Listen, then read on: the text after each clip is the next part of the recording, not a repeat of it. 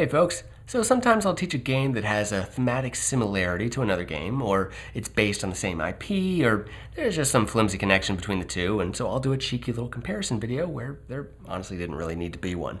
However, in this case, because Dune War for Arrakis shares so much DNA with War of the Ring, same designers, makes sense, I actually think it's worthwhile to compare the two in case you're trying to decide between them.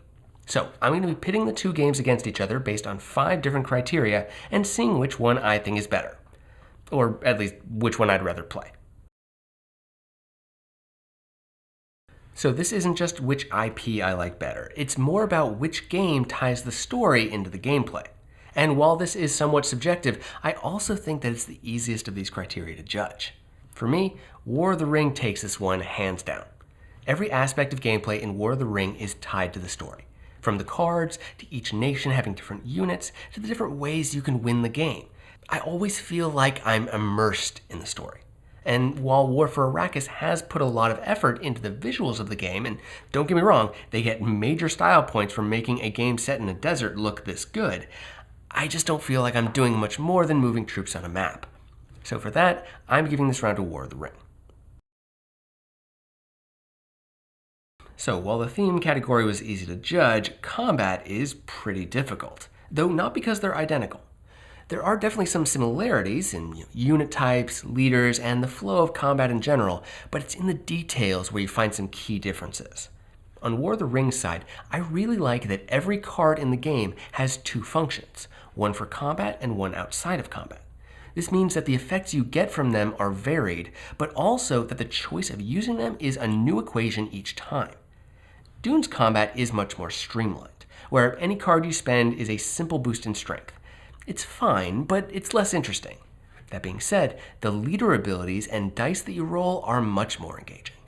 Instead of just a number of rerolls, Dune's leaders provide a mixture of offense and defense that's different between characters.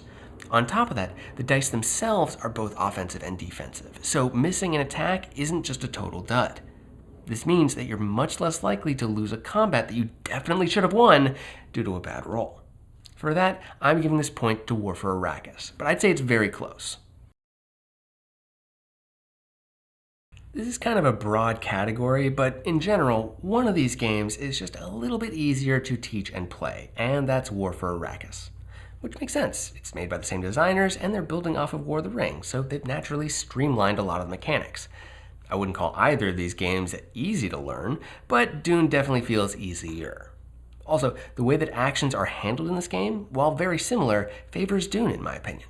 When playing as the Free Peoples in War of the Ring, you do a lot of waiting around because you just have fewer dice than the Shadow player, and so a lot of turns you just have to pass.